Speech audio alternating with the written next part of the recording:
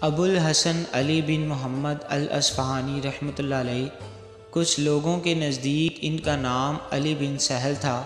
مشائخ کار میں شمار ہوتے تھے۔ تصوف میں ان کا طریق قابل ستائش تھا۔ رضا و ریاضت سے آراستہ تھے اور فتنہ و آفت سے محفوظ تھے۔ ان کا قول ہے حضوری یقین سے بہتر ہے، کیونکہ حضوری کیفیت مستقل ہے اور یقین بدلنے والی چیز ہے۔ مطلب یہ ہے کہ حضوری کا مقام دل ہے اور فراموش نہیں ہو سکتی، لیکن یقین ایک آنی جانی چیز ہے۔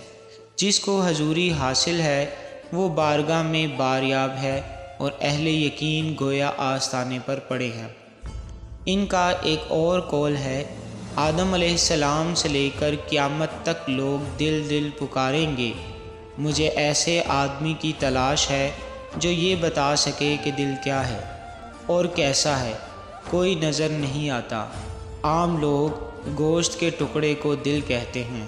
یہ دیوانوں، از خود رفتہ لوگوں اور بچوں کے پاس بھی ہوتا ہے، مگر وہ بے دل ہوتے ہیں۔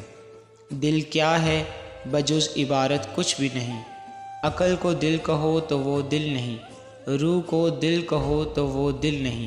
مشاہدات حق کا مقام دل ہے اور دل بجز عبارت موجود نہیں۔